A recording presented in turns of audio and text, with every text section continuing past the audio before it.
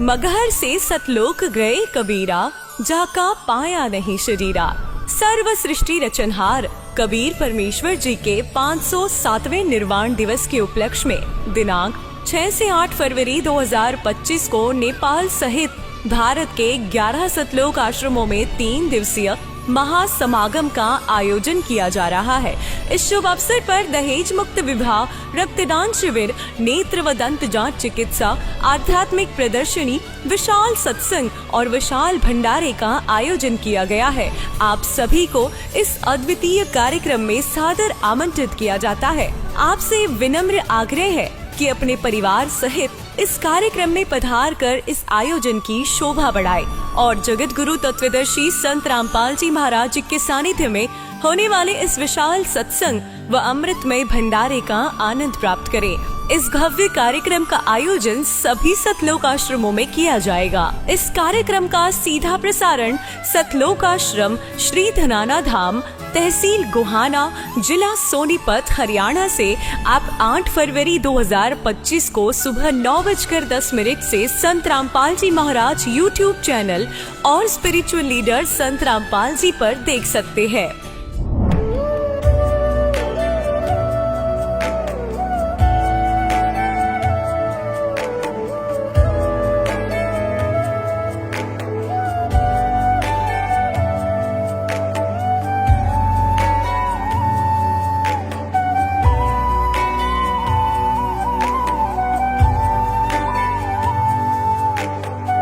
पूर्ण परमात्मा पाप कर्म दंड को भी काट सकता है। अभी तक जिस भी संत व महापुरुष से मिले उन्होंने यही बताया कि पाप कर्म फल भोगने से ही समाप्त होगा। वो प्रभु कौन है जो पाप कर्म को काट देता है, वो काल के बंधन से छुड़वा देता है। उसका क्या नाम है, पूजा की विधि क्या है? कृपया अवश्य सुनिए जगत गुरु तत्वदर्शी संत रामपाल जी महाराज के अमृत वचन। दर्शकों, तत्व ज्ञान एक ऐसा मुकाम है जिस तक पहुंचने के लिए अनेक प्रकार की शंकाओं से युक्त सीढ़ियों को पार करना आवश्यक है। ऐसे में प्रमाण ही व्यक्ति को आगे बढ़ने के लिए विशेष सहारा देते हैं। जुगल जी के लिए भी तत्व ज्ञान तक पहुंचने में सीढ़ियों का काम किया ज्ञान गंगा नामक पुस्तक के ज्ञान भरे पृष्ठों ने। ये पुस्तक उनके लिए चमत्कारिक साबित हुई, जिसमें सदग्रंथों पर आधारित प्रमाणित तत्व ज्ञान है। दरअसल जुगल जी भोपाल मध्य प्रदेश के रहने वाले व्यक्ति हैं। वो अपने जीवन काल में बहुत दुखी रहे हैं। वो अपने हृदय रोग से पीड़ित थे। घर में आर्थिक तंगी थी, भूत बाधा थी तथा ग्रह क्लेश भी रहता था। पर जिस दिन से इन्हें ज्ञान गंगा पुस्तक मिली है, तब से मानो इनकी जिंदगी नए मुकाम पर पहुंच गई हो। तत्वदर्शी संत रामपाल जी महाराज जी द्वारा लिखित उस पुस्तक में इन्होंने चौंका देने वाले रहस्यों का खुलासा पढ़ा। उस अनमोल ज्ञान को समझ इन्होंने संत रामपाल जी महाराज जी से नाम दीक्षा ली तथा आज ये वो सुख प्राप्त कर रहे हैं जो ये अपनी जिंदगी में प्राप्त करना चाहते थे। संत जी की शरण में आने से जुगल जी का हृदय रोग बिना इलाज के ठीक हुआ, घर की भूत बाधा दूर हुई, आर्थिक स्थिति सुधर गई तथा एक भयंकर रोड एक्सीडेंट में जीवन रक्षा भी हुई है। अब सुनिए जुगल जी की सत्य घटना पर आधारित जीवन कहानी उन्हीं की जुबानी। नमस्कार सर। सर साहब सर क्या नाम है आपका? Sir Jugaldas Lavanshi sir. Sir कहाँ से आए हैं आप? सर ग्राम बिजावन कला, तहसील बैरज से, जिला भोपाल, मध्य प्रदेश से आया हूँ सर मैं। सर संत रामपाल जी महाराज से नाम दीक्षा आपने कब ली? सर संत रामपाल जी महाराज की शरण में सर मैं 23 मार्च सन 2017 में आया सर। सर संत रामपाल जी महाराज से नाम दीक्षा लेने से पहले आप क्या भक्ति साधनाएं करते थे? सर संत रामपाल जी महाराज की शरण में आने का ये रहा सर, मैं पहले सन 2011 में सर आसाराम बापू जी की शरण में गया था सर। मेरा भैया थे सर, बड़े भैया, उन्होंने आसाराम बापू जी से दीक्षा ले रखी थी सर। उन्होंने बोला ये ब्रह्म गुरु है, इनसे नाम दीक्षा ले ले, तेरे सब रोग दूर हो जाएंगे और मोक्ष होगा, शांति मिलेगी, नाम दीक्षा ले ले। तो सर उनके बड़े भैया के कहने पे सर मैंने सन 2011 में आसाराम बापू जी से नाम दीक्षा लिया सर। उसके बाद सर आसाराम बापू जी से नाम दीक्षा लेने के बाद सर मेरे को हार्ट अटैक की बीमारी थी सर। सांस लेने छोड़ने में सर दर्द होता था सर सीने में। तो सर मुझे आशा थी कि सर शायद यहाँ से मेरा ये दुख दूर हो जाए सर। और सर आर्थिक स्थिति भी ठीक नहीं थी सर। तो सर उन आसाराम बापू जी की शरण में जाने के बाद सर मैं सन 2011 से 2016 तक रहा सर। लेकिन सर मेरी ना आर्थिक स्थिति ठीक रही, ना घर में अशांति बनी रहती है, ना वो दूर हुई सर। और ना सर मेरा हृदय का रोग जो था सर, हार्ट अटैक जैसा आता था सर, झटका लगता था, मतलब सांस ना लेने की बनती थी ना छोड़ने की बनती थी, एकदम जैसे कि मतलब मरी जाए इंसान, ऐसा झटका लगता था सर। तो आसाराम बापू जी की शरण में जाने के बाद सर वहाँ से मुझे इसमें से कोई लाभ नहीं हुआ है सर। तो सर सन 2016 के बाद में सर हमारे सर मौसा जी हैं सर, उनके यहाँ मैं एक दिन गया सर। मौसा जी के यहाँ कभी कभी जाते रहते थे। तो मौसा जी संत रामपाल जी महाराज की शरण में पहले से थे। तो सर उनके यहाँ मैं गया एक दिन। तो सर वहाँ मैंने देखा सर शाम को सत्संग चल रहा था सर, और वो ऐसे सर आड़ा होके ऐसा कुछ प्रणाम करते थे। तो मैंने पूछा सर मौसा जी आप ये क्या करते हो? तो उनने बोला है संत रामपाल जी महाराज है, इनसे हमने नाम दीक्षा ले रखी है, इनको दंडवत प्रणाम करना पड़ता है, साक्षात परमेश्वर है। तो मैंने कहा ये टीवी पे आप कैसे क्या देखते हो, ये क्या बताते हैं ऐसे पन्ने खोल खोल के? सर मेरे को ऐसा होता था कि ऐसे ही क्यों ऐसे टाइम वेस्ट कर रहे हो आप? तो उन्होंने कहा कि ये पूर्ण गुरु है, इनसे नाम लेने मात्र से बहुत लाभ होता है, तू इस ज्ञान को समझ और इनकी शरण में आ जा, अगर तेरे भी जो दुख कष्ट होंगे वो भी दूर हो जाएंगे। तो मैंने कहा मैंने आसाराम बापू जी की शरण ले रखी। बोले तू एक बार संत रामपाल जी महाराज का ज्ञान भी समझ के देख। तो सर उन्होंने मुझे, मैंने कहा ठीक है देख लूँगा टाइम मिलेगा। तो सर मुझे ऐसा इंटरेस्ट नहीं था सर, पहले वो फिल्मी टाइप का सर, सब वो सीरियल वगैरह ये देखता था, फिल्म वगैरह, तो इस चीज़ों में इंटरेस्ट नहीं रखता था सर। तो उन्होंने सर मुझे एक बुक दी सर, ज्ञान गंगा करके एक पुस्तक थी सर। तो उन्होंने कहा कि इस पुस्तक को पढ़ना, इस पुस्तक को पढ़ने के बाद इसमें बताना तुझे क्या समझ आया, और इसमें कुछ अगर गलत हो कि ये मुझे गलत लग रहा है तो बताना हमें, क्योंकि हमारे गुरुजी संत रामपाल जी महाराज सभी वेद शास्त्रों से प्रमाणित ज्ञान बताते हैं। तो पुस्तक लेके गया सर मैं ज्ञान गंगा। तो सर उसको मैंने एक दिन टाइम मिला, मैंने कहा यार पुस्तक पढ़ते हैं, धार्मिक ज्ञान गंगा दी थी, आखिर देखते तो है उसमें कैसा क्या है। सर उसको खोला मैंने, उसकी पृष्ठभूमि देखी सर मैंने। तो उसकी पृष्ठभूमि देखी सर, मुझे ऐसा लगा ब्रह्मा विष्णु महेश अजर अमर नहीं है, ये नाशवान है, शेरावाली का पति है, हम जन्मते मरते, इनमें किसका स्वार्थ है। सर मेरा ये सुन के मैंने कि ये क्या है, ये तो कुछ सच हो सकता है कि ब्रह्मा विष्णु महेश की मृत्यु हो सकती है, शेरावाली का पति हो सकता है, हम ये ब्रह्मा विष्णु महेश अजर अमर नहीं है, इनकी मृत्यु हो सकती है। तो सर मुझे ये विश्वास नहीं हुआ सर। मैंने अनुकोणिका में देखा सर, उसके पृष्ठ क्रमांक गया, खोला ज्ञान गंगा में, देखा मैंने पृष्ठ क्रमांक इस पे लिखा है पूरे सर। उसमें मैंने देखा है कि संत रामपाल जी महाराज की जो ज्ञान गंगा पुस्तक है उसमें सर मुझे प्रमाण सहित देखने को मिला कि हाँ वास्तव में सदग्रंथ वेद शास्त्र प्रमाण सहित बता रहे हैं कि वास्तव में ब्रह्मा विष्णु महेश अजर अमर नहीं है, ये नाशवान है, इनकी जन्म और मृत्यु होती है। तो सर मुझे ऐसा लगा कि ये तो वास्तव में सही है, ये तो सभी वेद शास्त्रों से प्रमाणित ज्ञान बता रहे हैं, और उसका प्रूफ भी दे रहे हैं कि गीता अध्याय नंबर श्लोक सहित इसमें ये लिखा है। तो सर उसको हमने देखा कि ये तो मतलब वेदों से और सभी शास्त्रों से प्रमाणित ज्ञान बता रहे हैं, हम कहाँ भटक रहे थे। तो संत रामपाल जी महाराज ने जो ज्ञान गंगा में वेदों से शास्त्रों से प्रमाणित ज्ञान बताया है, तो उससे हमें ज्ञान हुआ कि वास्तव में ये तो सत्य ज्ञान है। आज तक हम कहाँ भ्रमित हो रहे थे, भटक रहे थे। तो सर मैंने मौसा जी से कहा कि हम नाम दीक्षा ले सकते हैं संत रामपाल जी महाराज से। तो उन्होंने कहा क्यों नहीं, आपको ज्ञान समझ में आए, आपको आपकी इच्छा है नाम लेने की, तो आप बिल्कुल संत रामपाल जी महाराज की शरण में आके नाम दीक्षा ले सकते हैं। फिर उन्होंने वहाँ गांधीग्राम आश्रम पर ले गए वो, और उन्होंने संत रामपाल जी महाराज से नाम दीक्षा लेने को कहा। तो सर हमने संत रामपाल जी महाराज से नाम दीक्षा लिया सर। सर आपने बताया कि आपको हार्ट की बीमारी थी, 7 साल तक आप इस बीमारी से जूझते रहे, मात्र इतनी सी छोटी उम्र में आपको हार्ट की बीमारी हो गई। आप आसाराम जी के पास गए, लेकिन वहां से आपको कोई लाभ नहीं मिला। फिर संत रामपाल जी महाराज के किसी शिष्य के कहने पर आपने संत रामपाल जी महाराज से नाम दीक्षा ली। तो क्या संत रामपाल जी महाराज से नाम दीक्षा लेने के बाद आपकी जो बीमारियां थी वो ठीक हुई, और क्या कोई लाभ भी प्राप्त हुई आपको संत रामपाल जी महाराज से नाम दीक्षा लेने के बाद? सर संत रामपाल जी महाराज की शरण में ना आने से पहले से सर मुझे एक बीमारी थी हार्ट अटैक की, जो सर सांस लेने में दिक्कत होती थी सर। कोई भी काम करता रहता था तो सर अचानक हार्ट अटैक आ जाता था तो सर वहीं सांस थम जाती थी, सांस लेने की बनती थी ना छोड़ने की बनती थी। संत रामपाल जी महाराज की शरण में आने से पहले मैंने जांच भी करवाया था कि, और आसपास अस्पतालों में भी दिखवाया था। मम्मी देवी देवताओं के पास, इनके पास भी लेके जाती थी। वो बोलते थे ये पूजा कर देना, वो कर देना, इससे ठीक हो जाएगा। तो वहाँ से भी ठीक नहीं हुआ सर। तो सर एक दो बार अस्पताल में भी बताया सर, उन्होंने टेबलेट दी सर, 15-15 20-20 दिन का सर कोर्स दिया उन्होंने, वो भी किया सर।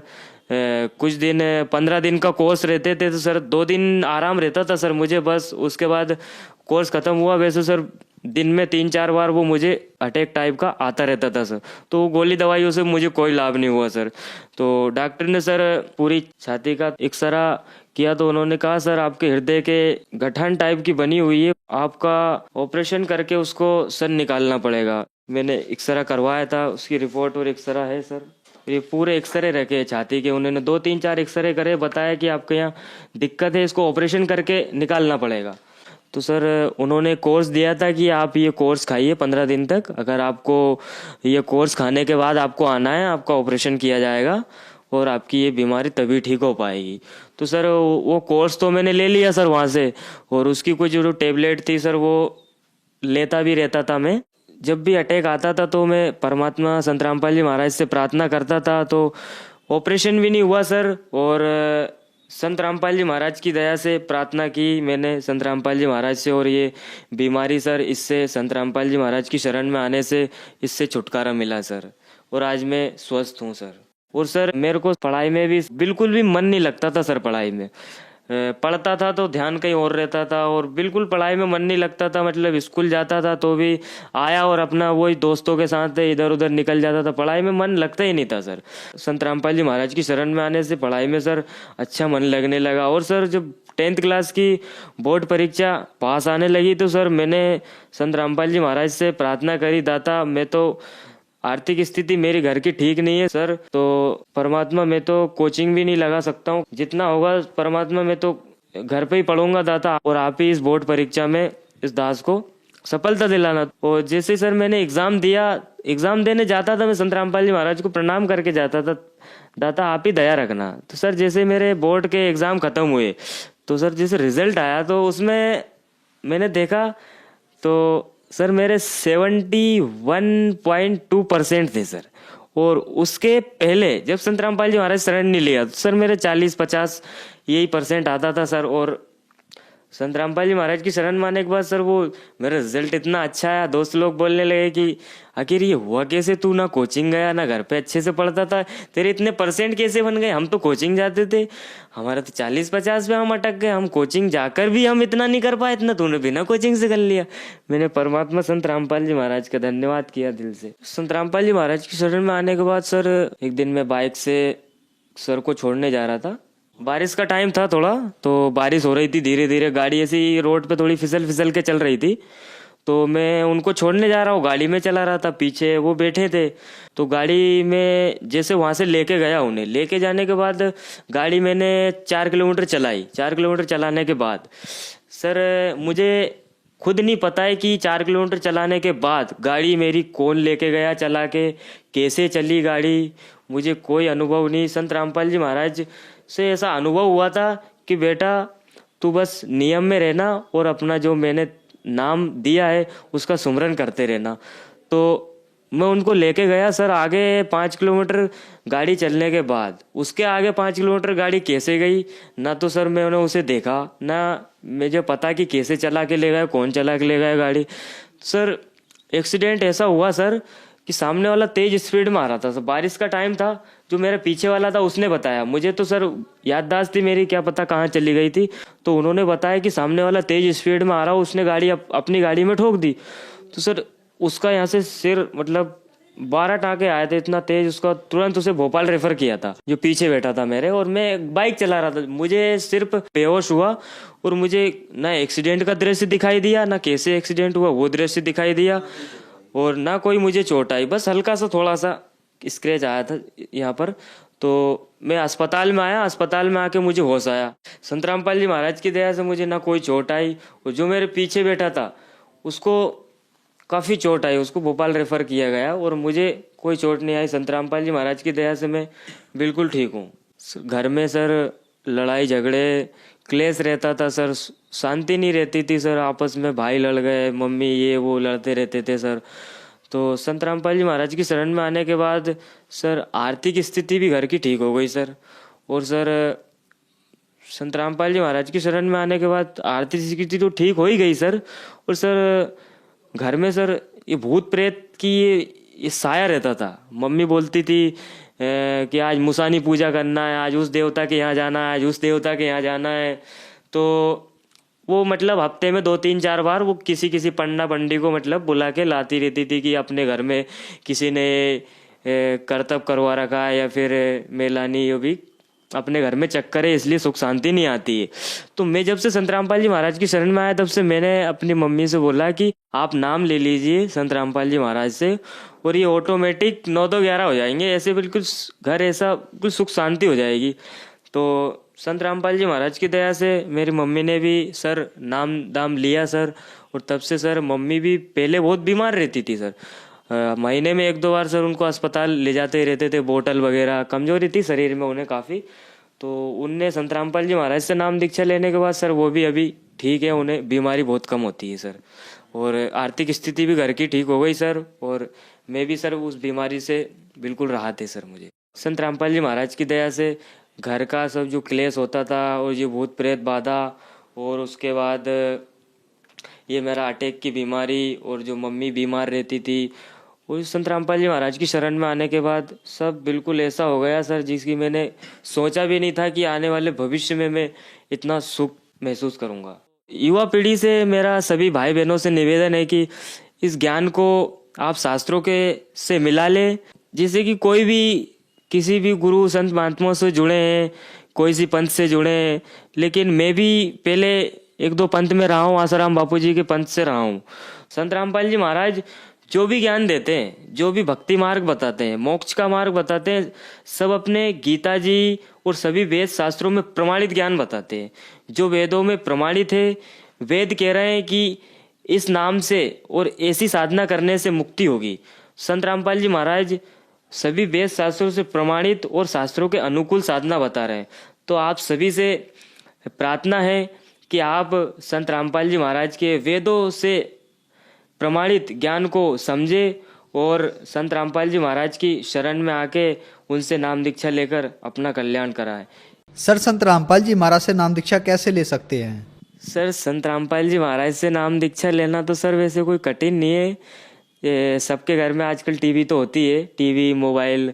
तो संत रामपाल जी महाराज का प्रवचन चलता है, अनेक चैनलों पर प्रवचन आता है। तो सत्संग के दौरान सर टीवी पे नीचे एक पट्टी चलती रहती है कि नाम दीक्षा लेने के लिए संपर्क करें, किसी भी जानकारी के लिए आप, तो उस फ़ोन नंबर पे आप फ़ोन लगाकर आप बात कर सकते हो और अपने नज़दीकी नामधाम केंद्र की जानकारी आपको वो टेलीफोन नंबर लगाओगे तो वहाँ से दी जाएगी, और आपके पास में जो नज़दीकी नामधाम केंद्र होगा वहाँ का आपको पता दे दिया जाएगा, और आप वहाँ से जाके आसानी से निःशुल्क संत रामपाल जी महाराज से नाम दीक्षा ले सकते हैं। धन्यवाद सर। सत साहिब जी। दर्शकों, अभी आपने सुने संत रामपाल जी महाराज से दीक्षा प्राप्त करके सुखी हुए भक्त के अनुभव। अब देखिए जगत गुरु तत्वदर्शी संत रामपाल जी महाराज के मंगल प्रवचन। ये बहुत ही कठिन कार्य था और परमात्मा ने ये 600 वर्ष पहले कहा, ये ज्ञान दिया, जिस कारण से परमात्मा का बहुत विरोध हुआ कबीर परमेश्वर का। उनके साथ बहुत सी बदतमीजियां की गई, उनको जान से मारने की भी चेष्टा बार बार की गई, लेकिन वो समर्थ थे।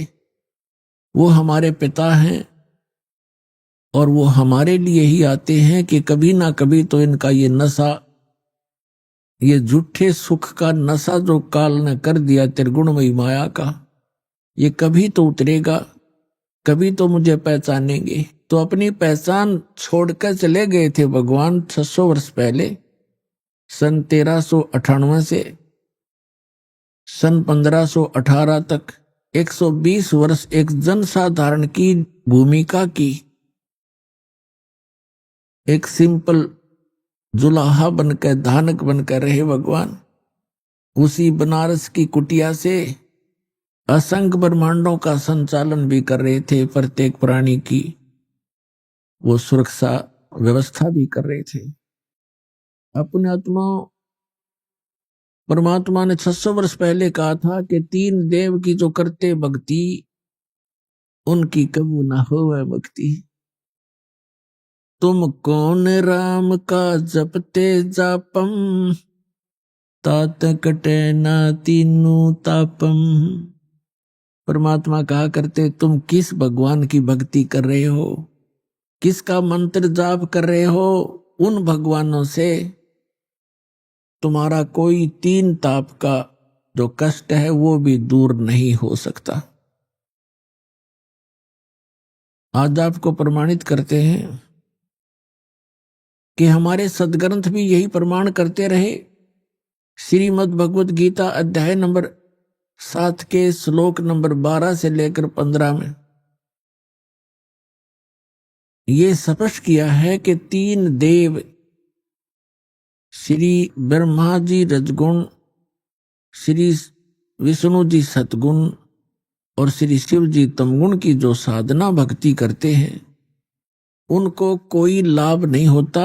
इसके विपरीत श्रीमद् भगवत गीता में कहा कि इन तीनों गुणों पर आधारित, तीनों गुणों रजगुण ब्रह्मा सतगुण विष्णु तमगुण शिव जी की साधना से मिलने वाले लाभ पर अक्षणिक लाभ है। इसके ऊपर जिनकी बुद्धि सेट हो गई है और किसी की बात सुनने को तैयार नहीं है, उनको कहा है राक्षस स्वभाव को धारण किए हुए मनुष्यों में नीच और दूषित कर्म करने वाले मूर्ख।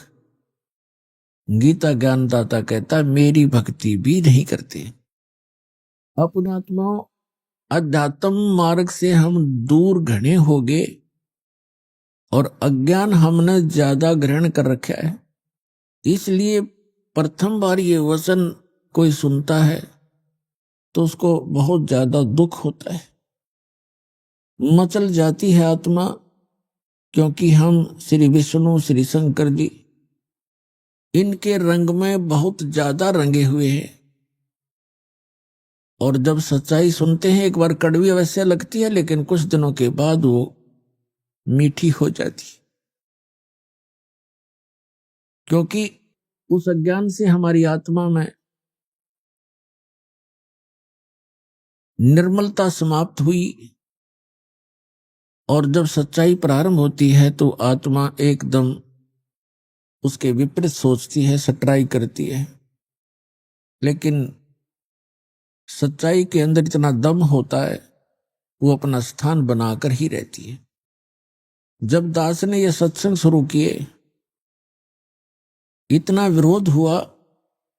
एक बार तो ऐसा लगा कि परमात्मा आपका ज्ञान आपके बच्चों तक कैसे पहुंच पाएगा। कदम कदम पर विरोध हो रहा है। किसी भी वर्ग में देखिएगा सभी ये कहने लगे कि रामपाल तो निंदा करता है, लेकिन इस दास को पता था कि निंदा नहीं, एक परोपकार कर रहा हूं। जैसे सदग्रंथों को आपके रूबरू कर रहा हूं और जिन भी ऋषि महर्षि आचार्यों शंकराचार्यों या किसी संत मंडलेश्वर ने जो भी ज्ञान उन्हीं संतों को आधार मानकर बताया है उसके अनुभव को और वेदों और गीता और पुराणों से तुलना कर देता हूं। मेरा सिर्फ इतना सा काम है कि हमारे सदग्रंथ सत्य है, इसके विरुद्ध जो जिसका ज्ञान है वो असत्य है, शास्त्र विधि त्याग कर मनमाना आचरण है, वो यूजलेस है, व्यर्थ। इसको एक आलोचना ना समझें, इसको एक परोपकार समझें। जैसे ये कई शरारती व्यक्ति कुछ असामाजिक तत्व नकली नोट छाप देते हैं 500 और 1000 रुपए के। जब सरकार को पता चलता है तो वो क्या करते हैं, ओरिजिनल और डुप्लीकेट दोनों साथ साथ दिखाते हैं समाचार पत्रों में, मीडिया और इलेक्ट्रॉनिक मीडिया टीवी चैनलों पर, और वो बताते हैं कि देखो ओरिजिनल में ये वस्तु है और डुप्लीकेट ये ऐसा है, इसमें ये नहीं है, ये त्रुटि है। तो कोई ये कहे कि सरकार आलोचना कर रही है दूसरों के नोटों को, तो जची नहीं बात। ठीक इसी प्रकार वो सरकार एक बहुत बड़ी परोपकार कर रही है, नहीं तो लाखों लोग लुट जाते। तो यही उद्देश्य दास का है कि आपके ओरिजिनल और डुप्लीकेट ज्ञान को दोनों को रूबरू कर रहा हूं, और इससे आपको पहचान होगी सत्य और असत्य की, आपका जीवन नाश होने से बच जाएगा। तो इसका परिणाम अब अच्छा निकल रहा है। आपको दिखाते हैं श्रीमद् भगवद गीता, ये एक अनमोल ग्रंथ है, ये चारों वेदों का इसके अंदर सारांश है, और इसके अंदर बहुत ही सिस्टेमेटिकली ज्ञान दिया हुआ है, तरतीब वाइज दिया हुआ ज्ञान है। लेकिन हमारे धर्मगुरु हमारे अध्यात्म मार्ग के इन ग्रंथों को, आध्यात्मिक ग्रंथों को, सदग्रंथों को समझ नहीं सके, जिस कारण से ये हमें लोक वेद सुनाते रहे। लोक वेद का अर्थ होता है दंत कथा, अक्षेत्रीय ज्ञान। लोक वेद अक्षेत्रीय ज्ञान, दंत कथा, सुना सुनाया ज्ञान एक दूसरे से जो सत्य ना हो, उसको लोक वेद कहते। कबीर परमेश्वर जी कहते हैं, पीछे लग गया जाऊं था मैं लोक वेद के साथ, और रास्ते में सतगुरु मिल गए, दीपक दे दिया हाथ। जैसे परमात्मा हमारे को समझाने के लिए अपने ऊपर ही वो सब उदाहरण कोड करते हैं, एग्जाम्पल कोड करते हैं, उदाहरण लगाते हैं। क्या बताना चाहते हैं परमात्मा के पहले में लोक वेद यानी सुने सुनाए अपने धर्म मजहब अक्षेत्र में जो भी साधनाएं पूजाएं चल रही थी, उस लोक वेद के आधार से भक्ति कर रहा था। फिर सतगुरु मिल गए जिसने तत्व ज्ञान रूपी टॉर्च दीपक हमें दे दिया। अब उस तत्व ज्ञान रूपी टॉर्च यानी दीपक की रोशनी में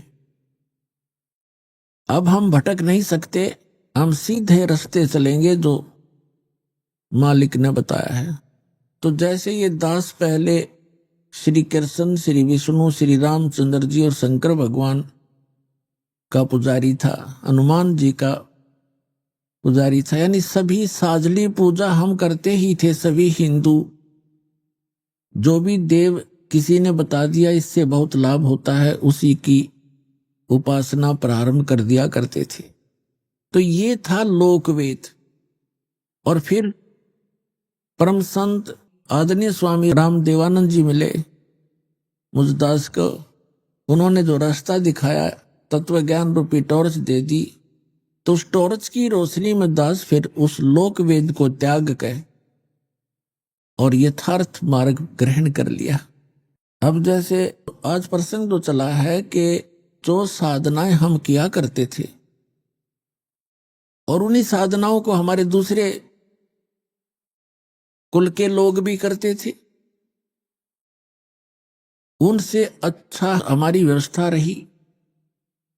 जैसे ये दास श्री राम, श्री कृष्ण और विष्णु जी और भी अन्य साथ साथ जितने भी देवता, शंकर भगवान, हनुमान जी, गणेश जी, सबकी पूजाएं करता था। और घर में जो भी सुख होता था, जैसे बच्चे पहले पढ़ते हैं तो सफलता मिलना भी हम भगवान को क्रेडिट दिया करते थे।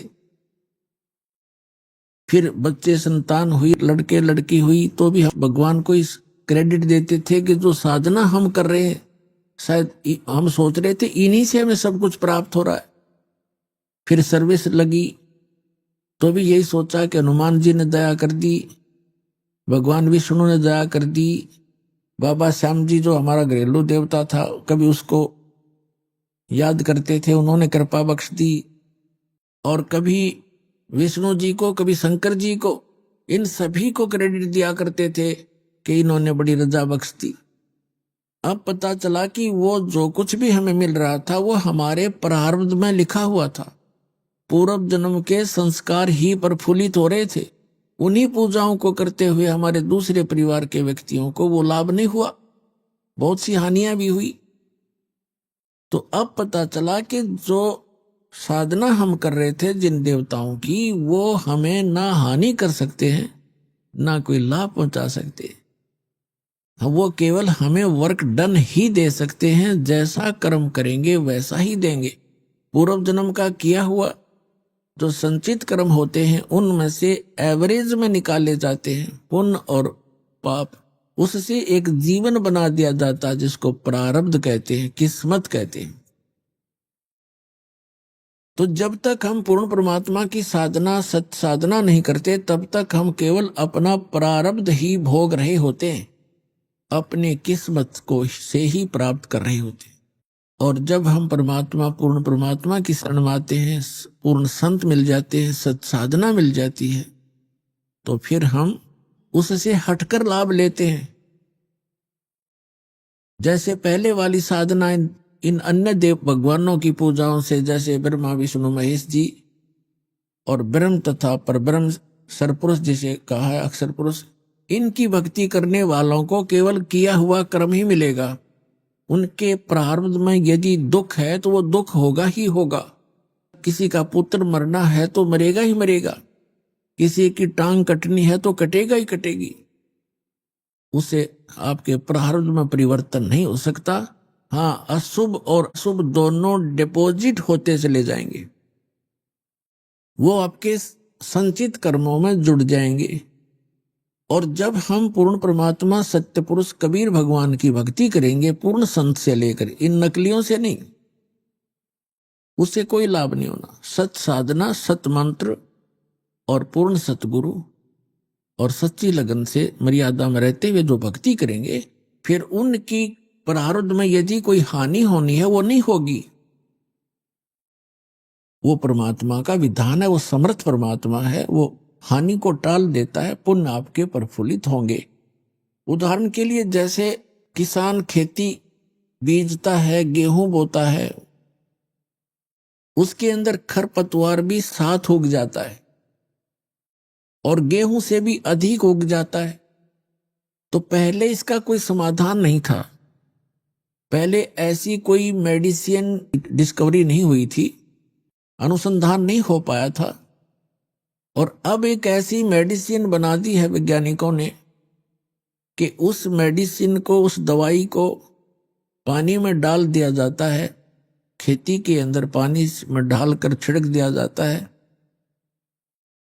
तो वो घास को, खरपतवार को नष्ट कर देती है, फसल ज्यों की तो खड़ी रहती है, उसको हानि नहीं करती, तो वो फसल दुगनी होती है।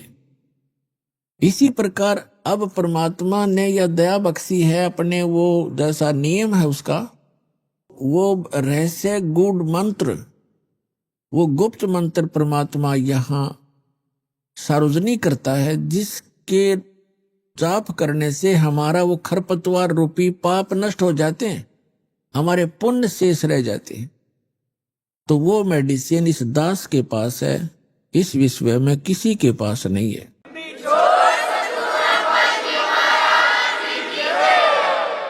तो अब आपको दिखाते हैं कि श्री ब्रह्मा, श्री विष्णु, श्री शिव जी के विषय में हमारी गीता जी क्या बताती है, इनकी साधना करने वालों को क्या संज्ञा दी है। अब आपको दिखाते हैं श्रीमद् भगवत गीता अध्याय नंबर 7 का कुछ अंश दिखाते हैं, देखिएगा। श्रीमद् भगवत गीता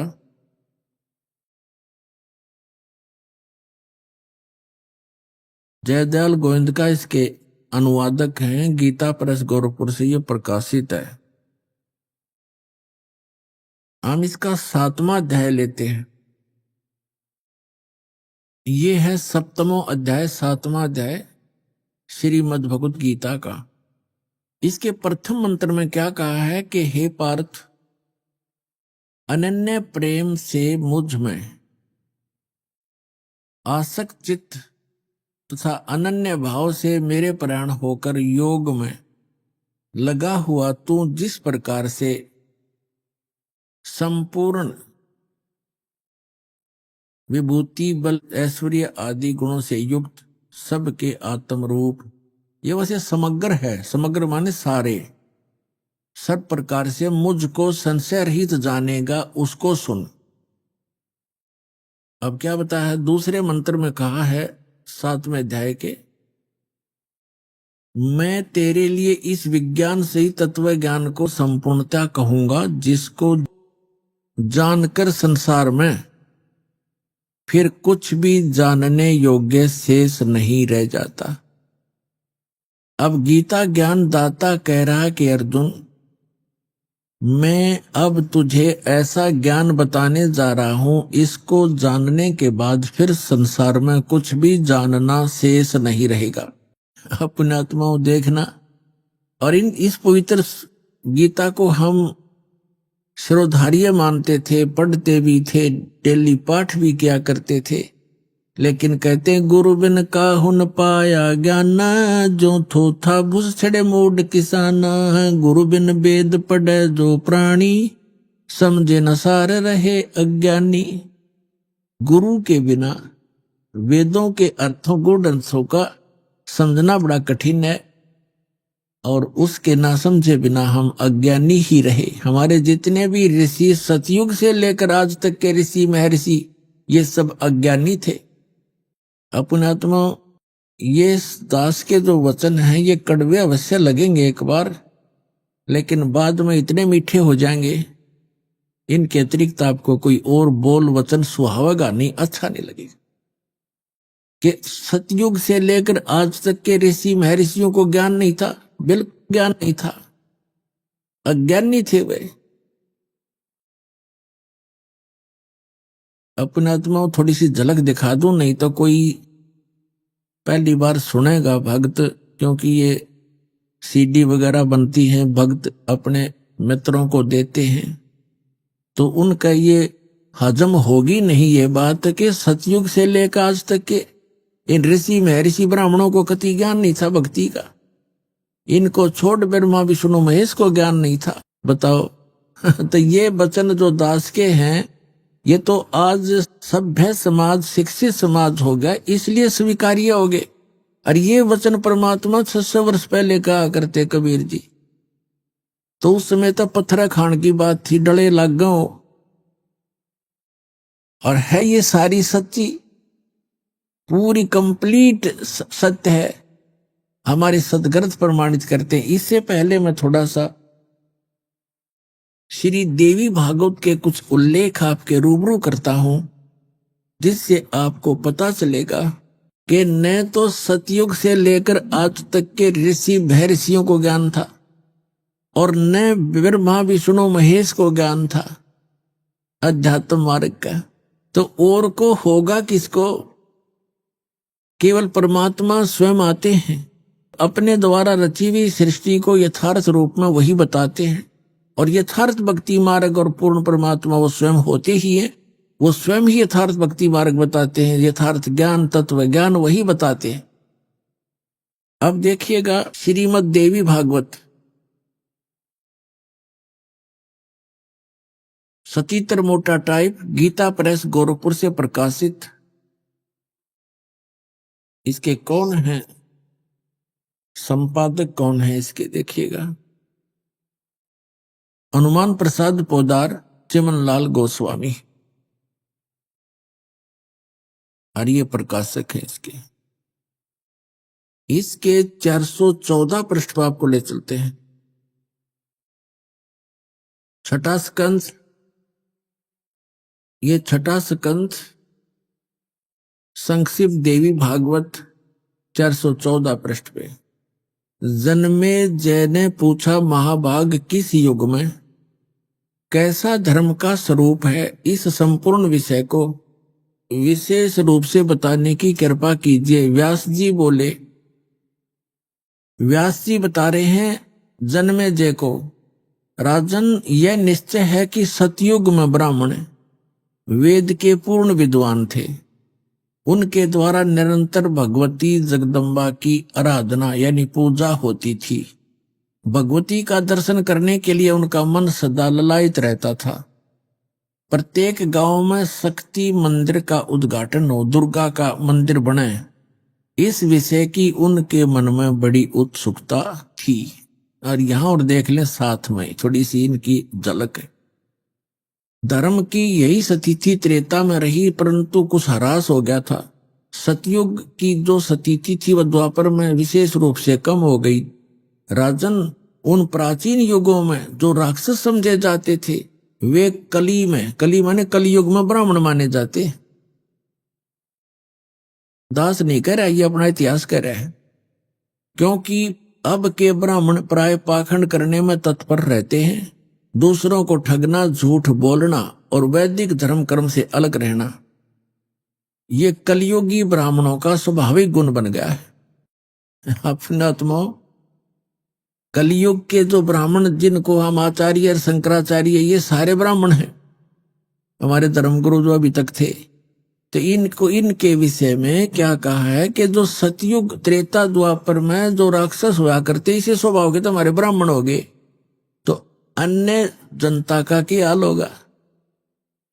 अब ये क्या बता रहे हैं, इससे एक और कंसेप्ट क्लियर कर दिया कि सतयुग के ब्राह्मण वेद के पूर्ण विद्वान माने जाते थे, व्यास जी कह रहे, और वो दुर्गा की पूजा करते थे, खाक विद्वान थे वे। अब थोड़ी सी झलक साथ और लेते हैं श्री विष्णु जी की, फिर आगे निर्णय करेंगे।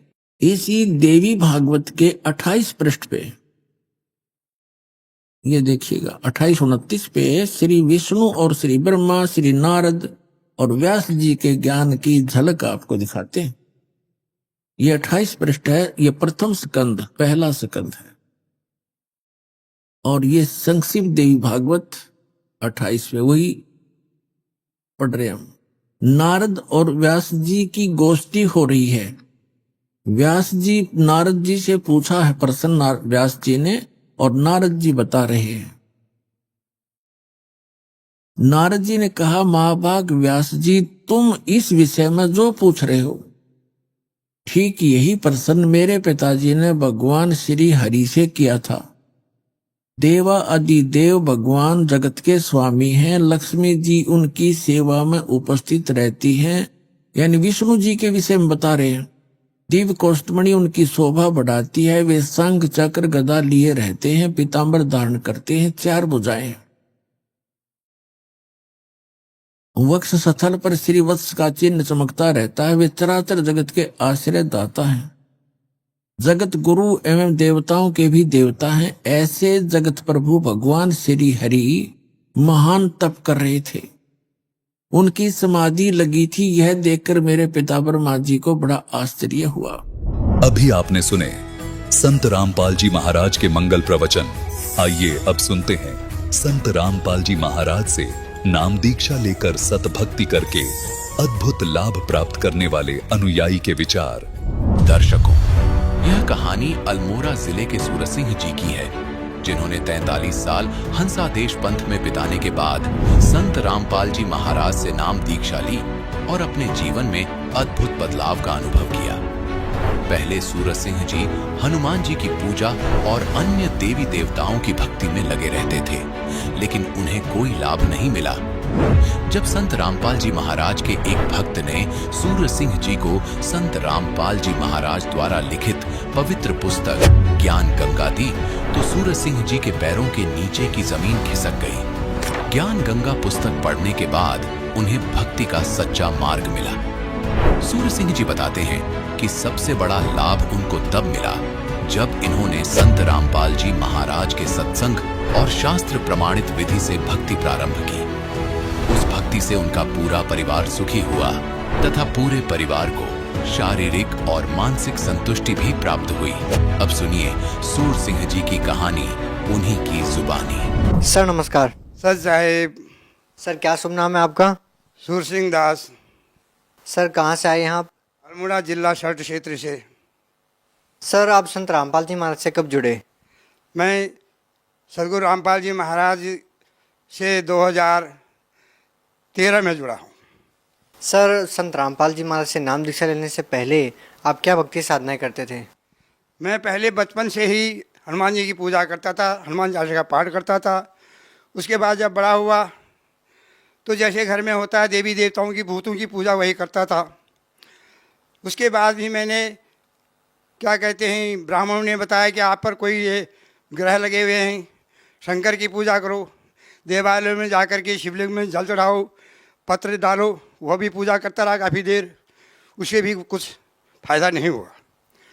उसके बाद संत मुझे बताया गया कि भाई आप सत्संग में जाइए।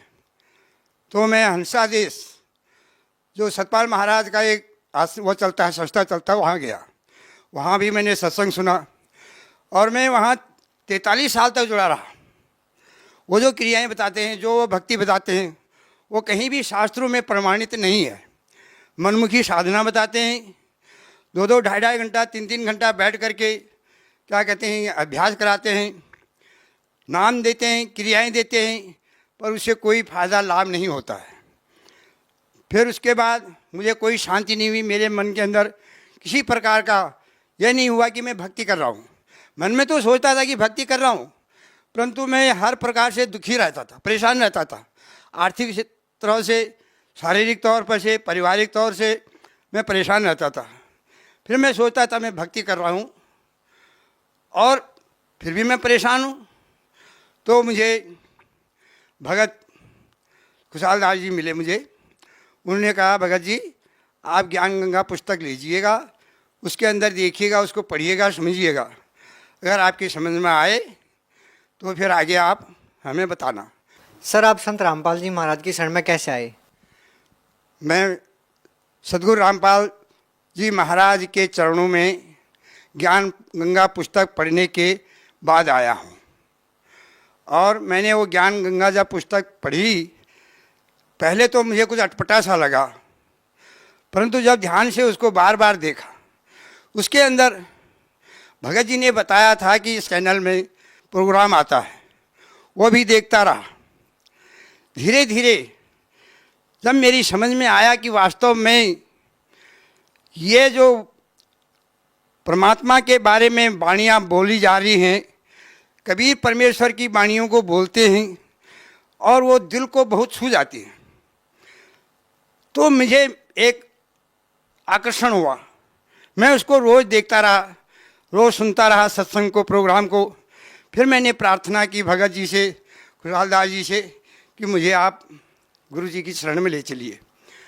फिर उन्होंने मुझे कहा कि आप चलिए एक दिन। फिर मैं श्री सदगुरु रामपाल जी महाराज के आश्रम वहाँ जा कर के, पहले तो मेरी वैसी ही कल्पना थी, शायद जहाँ जैसे हर जगह आश्रमों में जाते हैं वैसे ही होगा।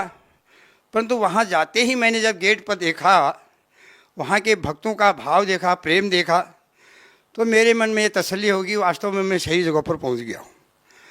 जब अंदर जा कर के मैंने ये सोचा था कि शायद मैं देखूँगा कि कैसा है, क्योंकि मैं इतने साल वहाँ सतपाल महाराज के वहाँ गया तो वहाँ अलग अलग प्रकार का, अलग अलग ढंग से वो होता था।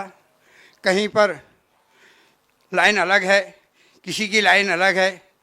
मैं ये सोचता था यहाँ भी ऐसे ही होगा, परंतु वहाँ जा कर के जब देखा तो वहाँ जा कर के तो मेरा मन परमात्मा के चरणों में बहुत ही वो हो गया। मैंने कहा वास्तव में मैं सही जगह पर पहुँच गया हूँ। मेरा इतना जीवन बेकार गया आज तक, इतना जीवन मैंने सारा बेकार कर दिया भगवान के नाम पर।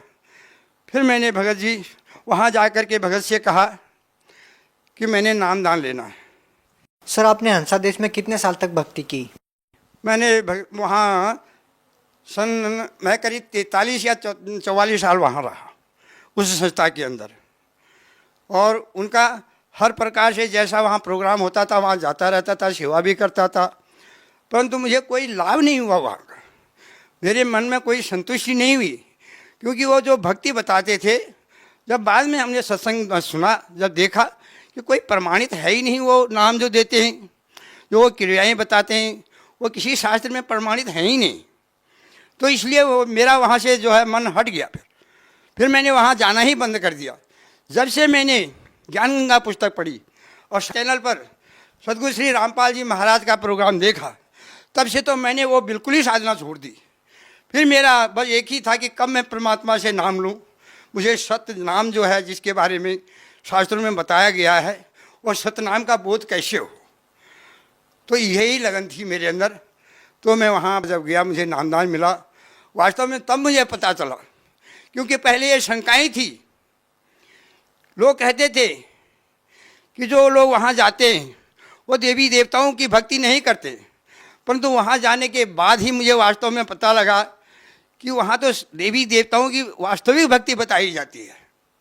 ब्रह्मा विष्णु महेश दुर्गा सब गणेश सबकी वास्तविक जो नाम है वो भक्ति बताई जाती है, कोई भक्ति को छुड़वाती नहीं है। वहाँ तो भक्ति बताई जाती है जो वास्तविक भक्ति है, जो शास्त्रों में वर्णित है। तो इसी तरह से मैं वहाँ भक्ति परमात्मा के चरणों में लगा। सर, संत रामपाल जी महाराज से नाम दीक्षा लेने के बाद आपको क्या लाभ मिले? सबसे पहला लाभ तो मुझे यह मिला कि जो मनुष्य जीवन हमें मिला हुआ है ये परमात्मा की भक्ति के लिए मिला हुआ है, लौक 84 के बंधन को काटने के लिए मिला हुआ है। तो सबसे प्रथम सबसे बड़ा लाभ मुझे वहाँ भक्ति मिली और मेरे मन को शांति मिली। ये संसार की जो भटकना है, कोई कहीं भाग रहा है, कोई कहीं भाग रहा है, कोई क्या कहते तीर्थों में भ्रमण कर रहा है, अनेक प्रकार के भ्रमित हो रहे हैं लोग, मुझे उन भ्रमणाओं से बचा दिया। सबसे पहला लाभ तो मुझे ये हुआ। और दूसरा लाभ मुझे सद्भक्ति मिली और मुझे शारीरिक सुख मिला, मेरे मन में संतुष्टि हुई। सबसे बड़ा जो धन है संतोष का वो मिले मुझे, और परमात्मा की तरफ से सब लाभ हैं। मेरा परिवार सुखी है, मैं सुखी हूँ, मेरे बच्चे सुखी हैं, और कोई मुझे ज़्यादा कोई इच्छा नहीं, क्योंकि परमात्मा ने दे रखा है, समय कट रहा है, आराम से दाल रोटी मिल जाए इसमें संतुष्टि है।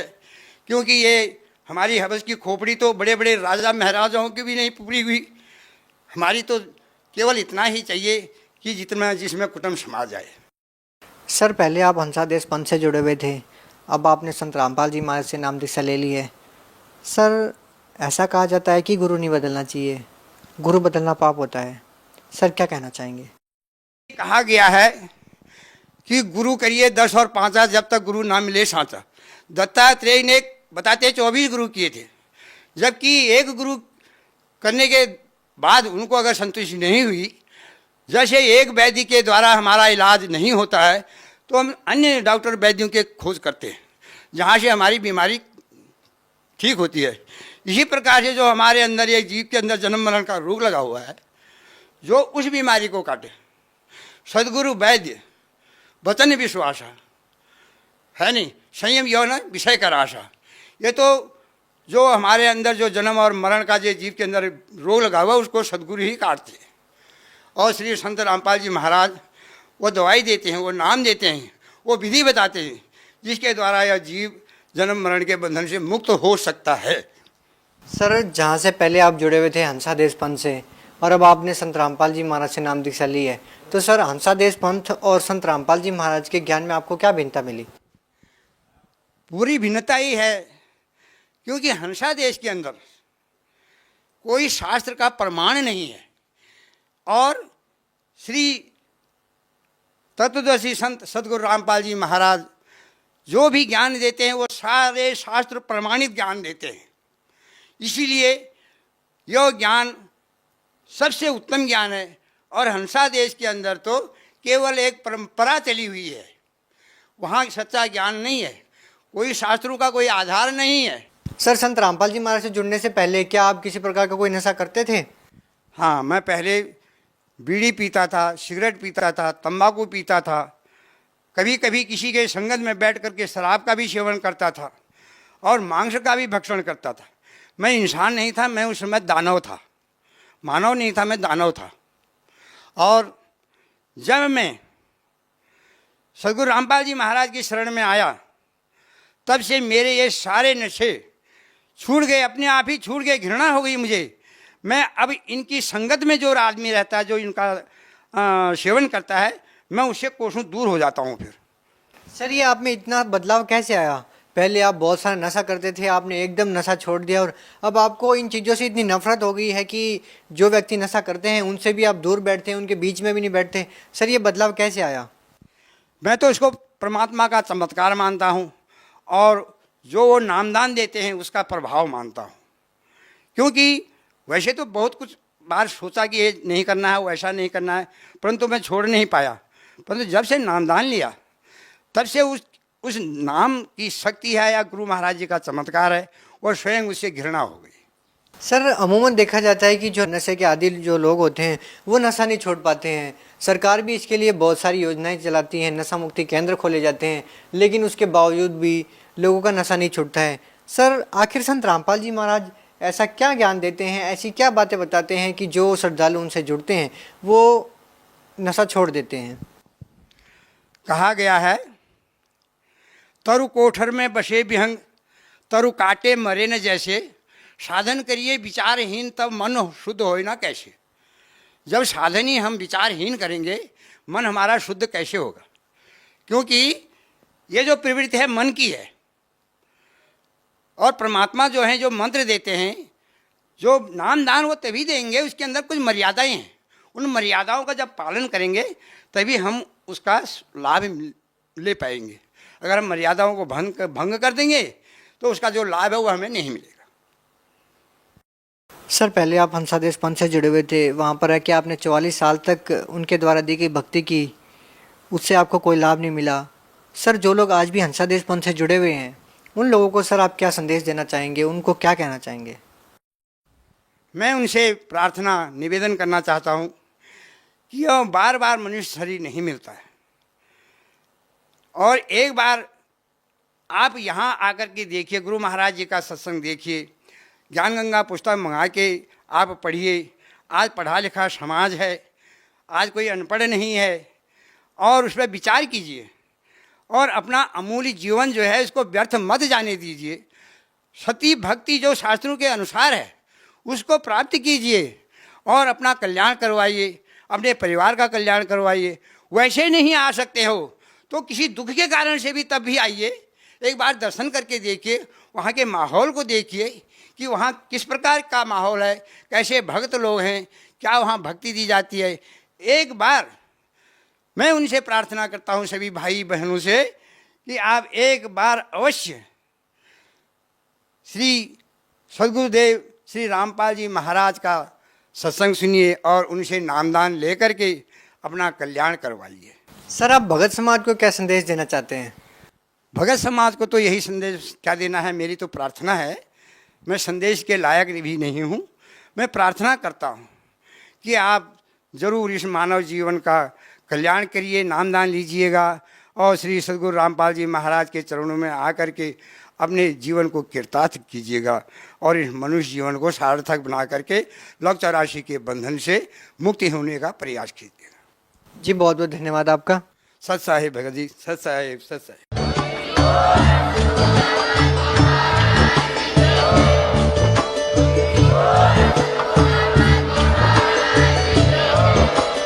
आप सुन रहे थे जगत गुरु तत्वदर्शी संत रामपाल जी महाराज जी के मंगल प्रवचन। अधिक जानकारी के लिए विजिट कीजिए हमारी वेबसाइट www.jagatgururampalji.org। संत रामपाल जी महाराज जी के शुभ आशीर्वाद से पूरे विश्व भर में 500 से भी ज्यादा नाम दीक्षा केंद्र हैं, जिन पर संत रामपाल जी महाराज जी द्वारा ऑनलाइन निशुल्क नाम दीक्षा दी जा रही है। अपने नजदीकी नाम दीक्षा केंद्र का पता करने के लिए संपर्क करें 8222880541।